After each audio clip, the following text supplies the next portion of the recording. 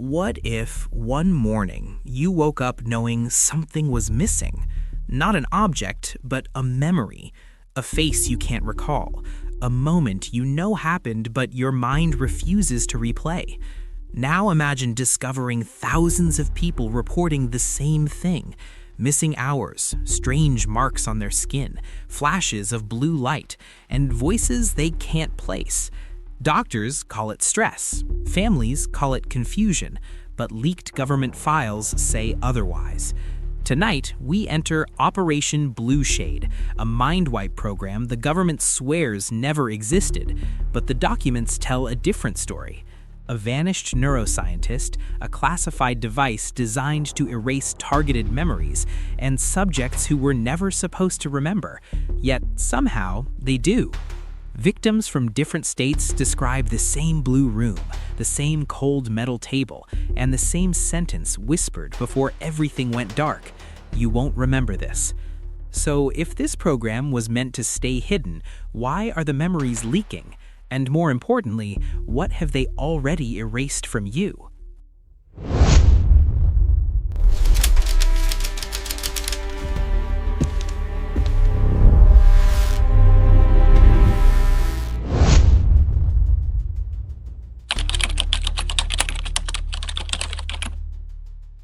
Some stories start with missing people. This one starts with missing memories.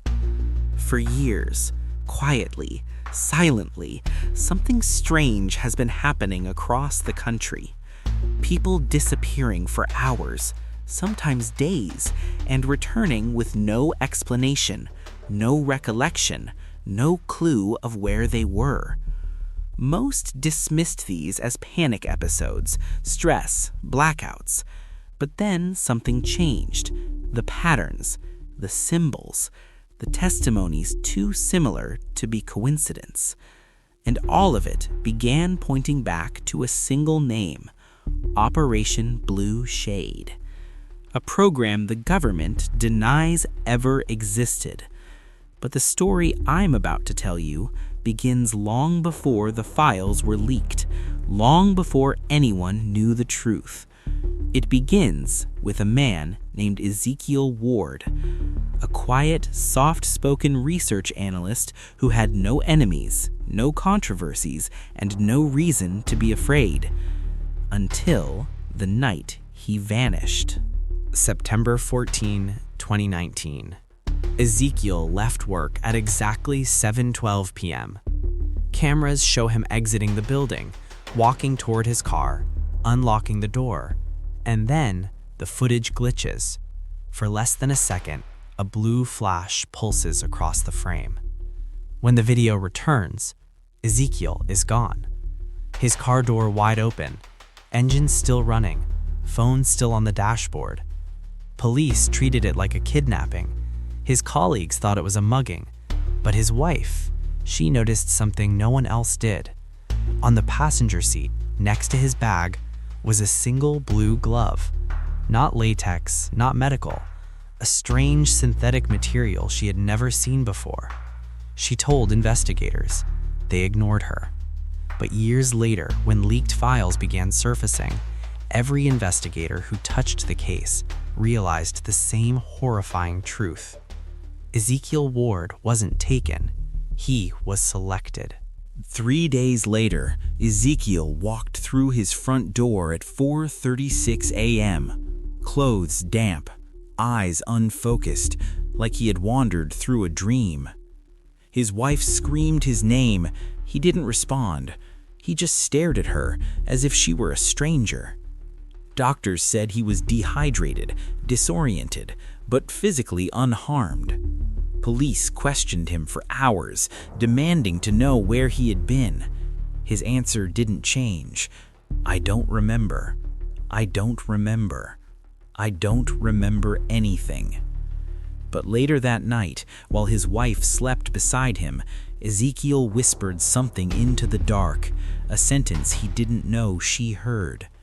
They told me I wouldn't remember, but I do. He didn't wake up the next morning. His wife found him on the floor, pulse weak, breathing shallow, eyes open and darting across the ceiling like he was watching something only he could see. His final words were barely audible. "Blue light, the chair, don't go back." Then he went silent again. Doctors called it a seizure, but the leaked files paint a different picture. They call this reaction memory integrity failure, type 4. In simple terms, his memories were trying to come back, and his mind couldn't handle it. Months later, an anonymous source posted a small encrypted folder on a hidden forum, titled Operation Blue Shade Internal. Most of the documents inside were corrupted, but a few pages were decipherable. One of them was a case note, Subject 47, Ward Ezekiel. Recovered post-wipe flashback symptoms. Recommend containment. That word, containment, not medical care, not monitoring, containment, as if he wasn't a patient, but a threat. Another document was even more disturbing. Do not allow Subject 47 near family, friends, or media. Memory gaps may trigger partial recall. If reactivation begins, initiate Protocol Blue Shade Reset. Protocol Reset. Leaked definitions say it means eliminate witness, erase all traces. The file was dated 2 days before Ezekiel died. Detective Nora Hale was assigned the case when it first happened. She knew something was wrong from the beginning. The missing footage, the blue glove, the sudden medical episode. But her department shut her down, called it burnout hallucinations, removed her from the investigation entirely. She continued privately. Then, one night, she received an unmarked envelope on her doorstep. Inside, a USB, a printed address, and a note with a single sentence. "You're looking in the right direction, but you're not the only one." The address led her to a man everyone believed was dead, Dr. Elias Farrow, the neuroscientist whose name appeared in the earliest leaked files, the architect of the blue shade procedure. He had been hiding for years, and he had something to say. But the moment she reached his safe house, it was already too late.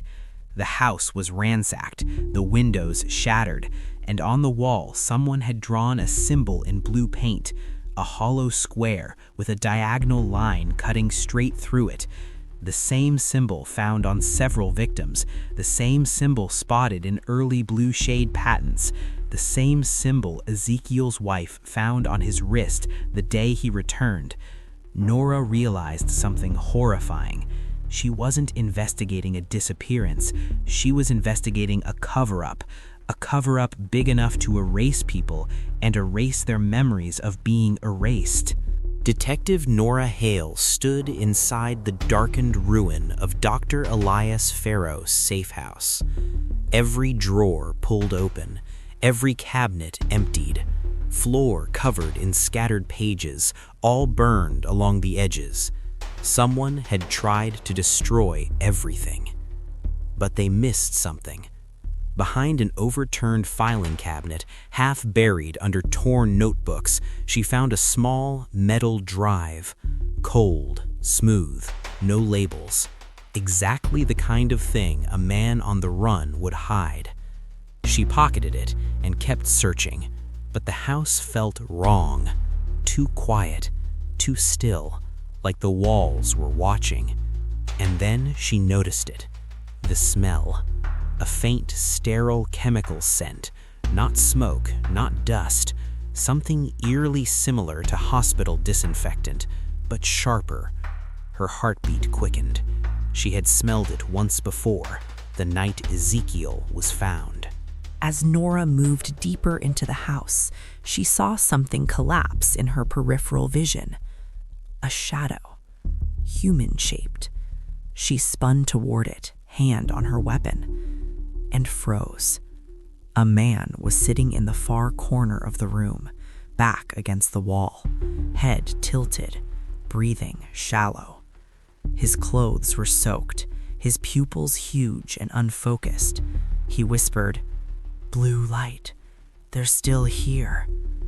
Nora stepped closer. Who's here? His fingers twitched, as if resisting an invisible force. "They said I wouldn't remember, but I do." Nora recognized his face from missing persons bulletins. Liam Mercer, disappeared the same week as Ezekiel Ward. He lifted his head, but only slightly, just enough for Nora to see something etched onto his wrist, the same blue symbol, but this time burned into the skin. She crouched, trying to keep him conscious. "Liam, listen. Who did this to you?" His expression flickered. Fear, confusion, pain, cycling uncontrollably. "They put me in a room. White walls, blue light. The chair, the voice behind the glass." Nora's breath caught. What did they do? He opened his mouth to answer, but the windows of the house suddenly vibrated. A low hum filled the air. The lights flickered. Nora grabbed Liam. "We need to go, now."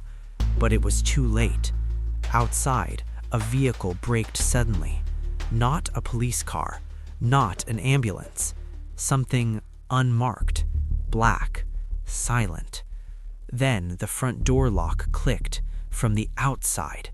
Someone was entering, someone who had been following the trail she was on, someone who was supposed to make sure Dr. Farrow and everyone who knew about him never talked.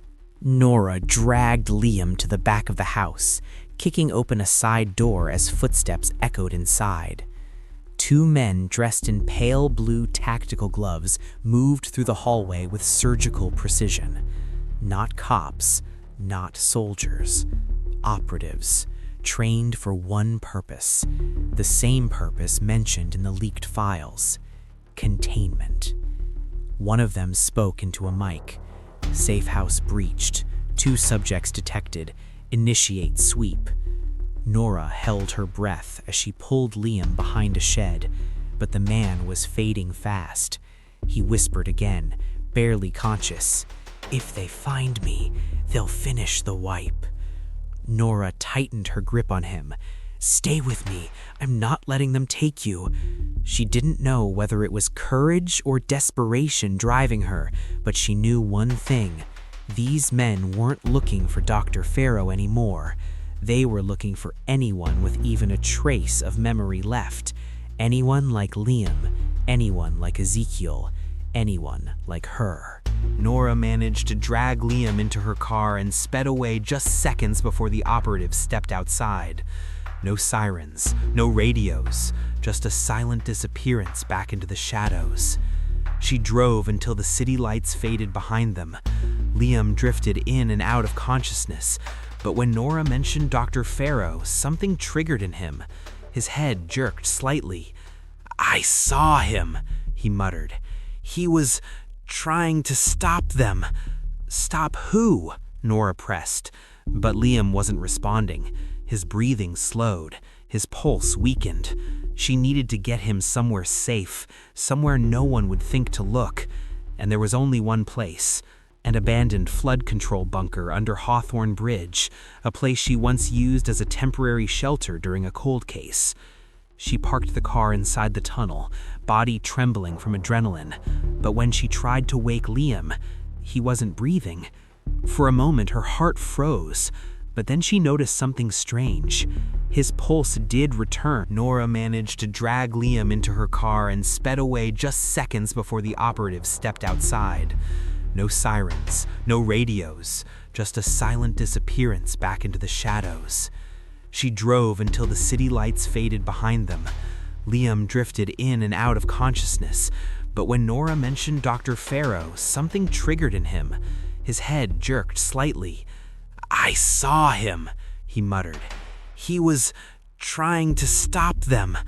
"Stop who?" Nora pressed, but Liam wasn't responding. His breathing slowed, his pulse weakened. She needed to get him somewhere safe, somewhere no one would think to look. And there was only one place, an abandoned flood control bunker under Hawthorne Bridge, a place she once used as a temporary shelter during a cold case. She parked the car inside the tunnel, body trembling from adrenaline, but when she tried to wake Liam, he wasn't breathing. For a moment, her heart froze, but then she noticed something strange. His pulse did return, but in a pattern she had never felt before. Fast, slow, stutter, fast, like his heart was fighting something. And then he gasped, a violent, choking inhale. His eyes shot open, but the pupils weren't black anymore. They were reflecting blue light, not from the tunnel, not from her phone, from inside his eyes. Nora's breath caught. This wasn't natural. This was forced. Liam clutched Nora's wrist with sudden strength. "I remember," he choked out. What do you remember?" His entire body shook violently. "The chair, the restraints, the injection, the voice saying—" He stopped. Nora leaned in. "What did they say?" His lips trembled. "Erase subject. Prepare for next candidate." Nora felt a cold dread flood through her. And the next candidate? Who was it? Liam's gaze locked on hers. "You." Silence. The tunnel felt colder, darker, as if the shadows themselves were listening. Before Nora could react, Liam suddenly screamed and collapsed. His memories, whatever was left of them, were tearing at his mind. She held him as he trembled violently, and then he whispered something that completely changed the investigation. There were more. Not just me, not just Ezekiel. Hundreds, maybe thousands. Nora froze. "What do you mean, thousands?" He gasped again. "Blue shade. It wasn't to erase us. It was to erase what we saw." "What did you see?" Nora pressed. But Liam's breath faded. His pulse slowed. And then his body went still. Not dead, not unconscious. Something in between. Like someone had just flipped a switch. Nora sat back, shaking, her mind racing. Whatever Operation Blue Shade was, it wasn't just a program. It was a network, a system, a machine designed to erase entire memories at scale. And the worst part, if Liam was right, Nora Hale was next. Nora Hale sat in the darkness of the underground tunnel, her breath unsteady, staring at Liam's motionless body. He wasn't dead, not fully, but something inside him had been switched off, like a computer forced into shutdown mode. The blue glow in his eyes slowly faded, and then complete stillness. Nora tried to shake him. Nothing. "Come on, Liam, stay with me," she whispered, voice cracking. No response, no pulse pattern, just a blank, empty silence. It wasn't natural. Something or someone had reached into his mind and turned it off like it was property. She suddenly remembered the metal drive she found in Dr. Farrow's safe house. Her only clue, her only chance. She opened her laptop with trembling hands and connected the drive. For a moment, nothing happened. Screen black, no sound, nothing. Then a message appeared. Identity confirmation required. Nora frowned. This device, how would it even know who I am? The message changed instantly. Detective Nora Hale, access granted. Her heart froze. The drive knew her. It recognized her. It was meant for her. The screen flashed white, and then the first file opened. The screen displayed a series of folders labeled only by numbers. 1. Subjects. 2. Facility maps. 3. Memory protocols. 4. Failures. 5. Project expansion. 6. Blackout footage. 7. Phase 2. Nora's pulse hammered in her chest. She clicked subjects. A list appeared, hundreds of names, tagged with statuses like wiped success, wiped failure, lost, under observation, containment required. And then she saw it. Liam Mercer. Status, failure, partial recall detected. Action, terminate and erase. Her stomach twisted. She scrolled further. Ezekiel Ward. Status, terminate, post-wipe reactivation. Her breath caught when she saw Nora Hale. Status next to her name was not target, not wiped, not pending. It was worse. Flagged for observation, susceptible. Susceptible to what? Before she could click it, the screen flickered. A second window began opening automatically. File, blackout footage. The video began with a timestamp. August 3rd, 2019, 02:14 a.m. A dark room, a cold metal chair bolted to the floor, white walls gleaming under bright, almost surgical lights. And then the blue. A faint hum, a vibrating frequency, a column of electric blue light activated above the chair. A voice off-screen said, "Begin erasure." A person was dragged into frame, strapped down, panicking, screaming. Nora leaned closer, something about the silhouette. As the camera zoomed in, her heart stopped. It was Ezekiel Ward. Eyes squeezed shut, wrist marked with the blue symbol. The same sequence she'd heard about from witnesses. The injection, the blue pulse, the white flash. Nora covered her mouth. Ezekiel wasn't taken by criminals. He wasn't kidnapped. He was processed. The video cut abruptly. The next clip loaded on its own. Footage 2. A young woman this time, whispering to herself, repeating a sentence over and over. "They said I wouldn't remember. Why do I still remember?" Then the blue light, the screaming, and silence. Nora swallowed hard, fighting to keep calm. Footage 3 opened. A man in military fatigues banging on the chair, yelling, "You can't wipe this. You can't wipe what we saw. They're alive. I saw..." Flash. Blue. Footage cut. A chilling realization settled over Nora. This wasn't a program to erase dangerous people. It was a program to erase witnesses. Witnesses of what? She clicked Facility Maps. A blueprint appeared, showing a huge underground compound. Dozens of rooms labeled Memory Extraction Wing, Isolation Chambers, Neural Disruption Labs, Containment Level 3, Phase 2 Site.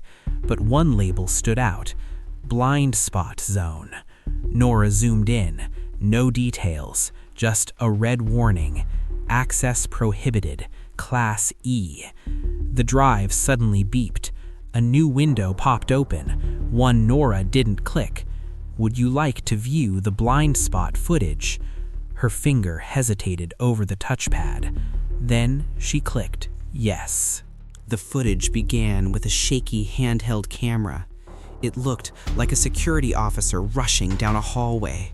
Emergency alarms blared, the lights flickered. A monotone voice said, "Blind spot breach detected. Initiate lockdown." The guard reached a sealed door labeled "Blind Spot, do not enter." Someone inside was screaming, "Let us out! You can't erase this! They are not human!" Then static. Then a glimpse, barely a second, of something the camera wasn't supposed to capture. A shadow. Not humanoid, not recognizable. Tall, thin, distorted, as if the body didn't follow physical rules. Nora froze. The audio cut to total silence. Then, a doctor's voice whispered near the mic. "If this escapes, blue shade fails. All subjects must forget." The video ended. Nora stared at the screen, shaking. This was it. This was the reason for the memory wipes. Not a weapon, not a conspiracy to silence people.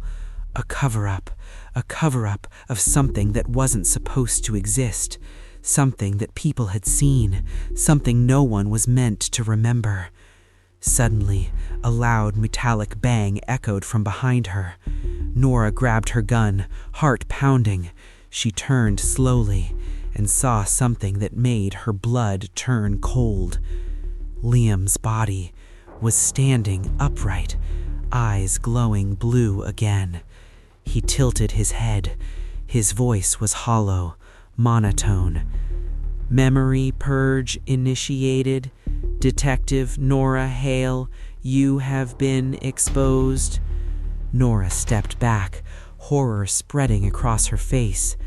Liam took one step toward her, then another. "Phase 2 begins now." The interrogation room felt smaller tonight. The walls looked closer, the air heavier, like the room itself didn't want the truth to escape. Detective Hale pressed the record button. "State your name." My name is... I don't know."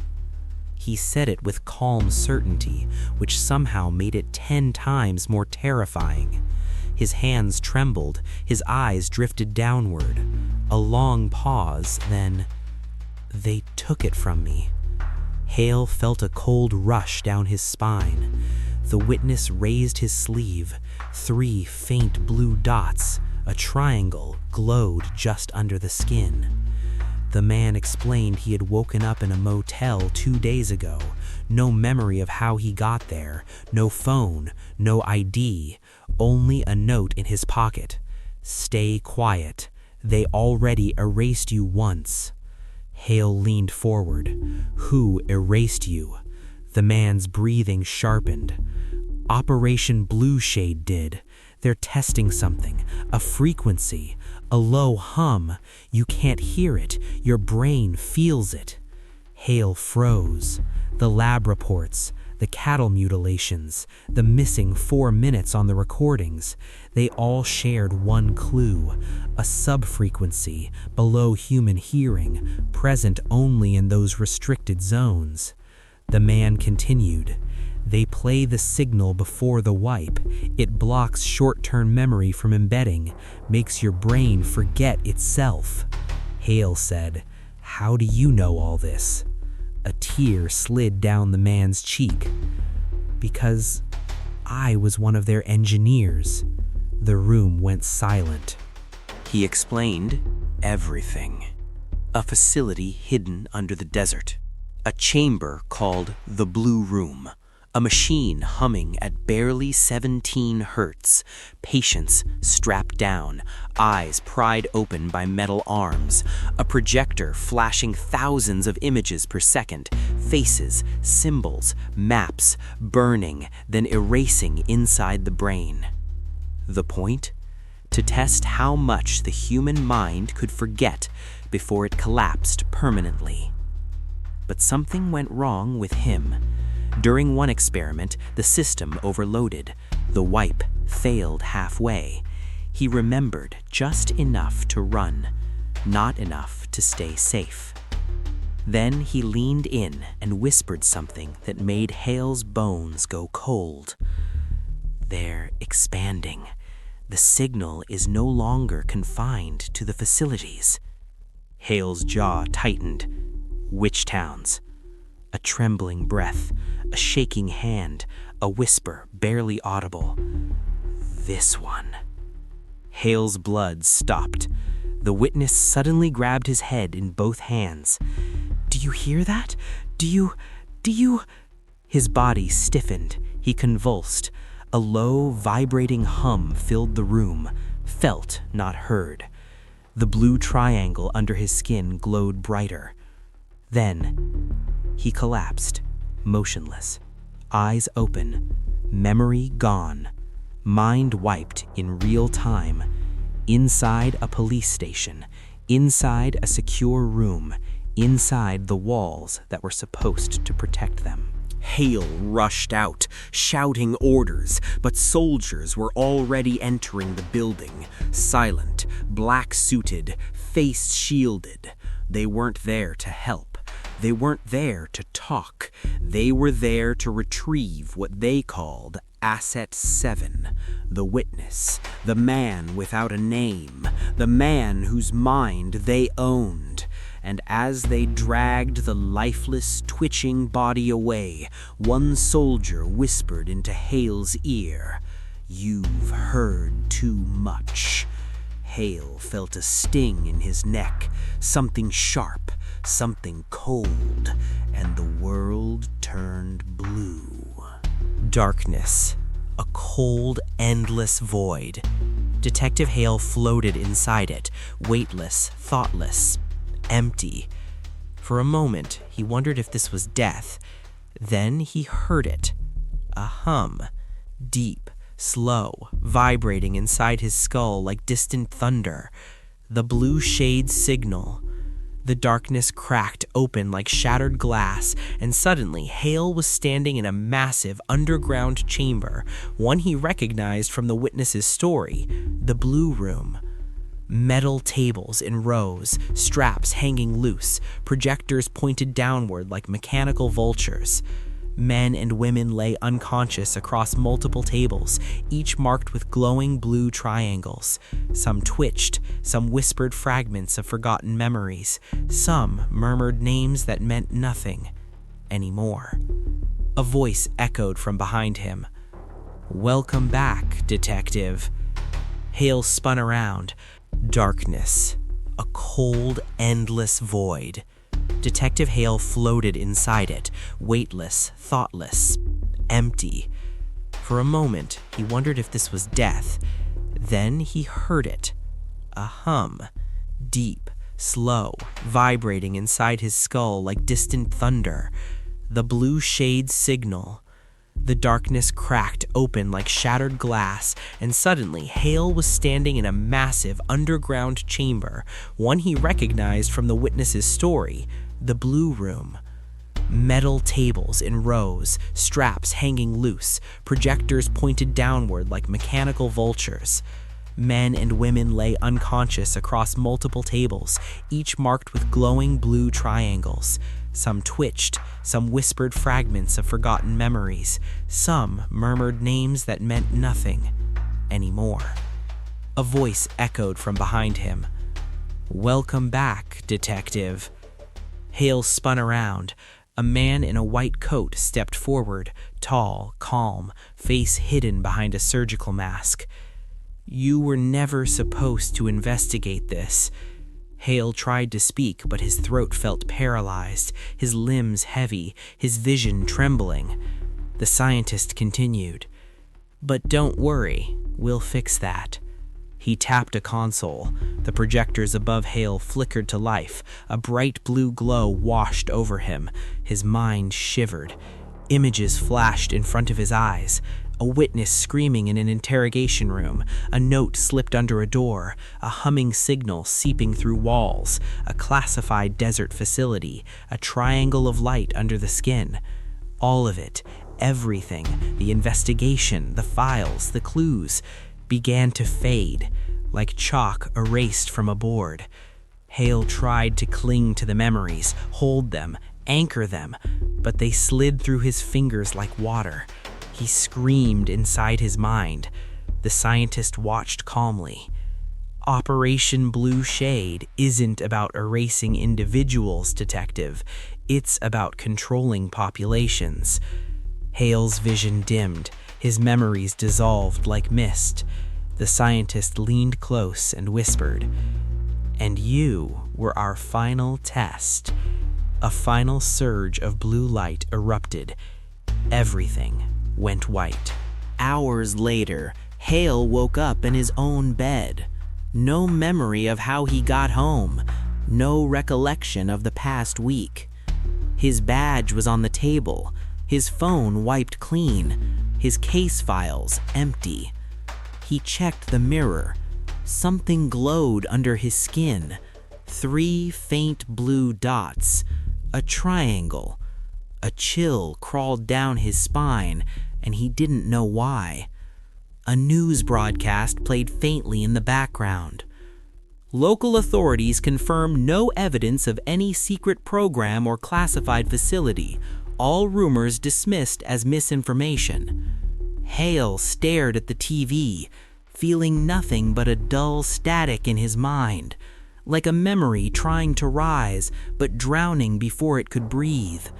He whispered to himself, "What did I forget?"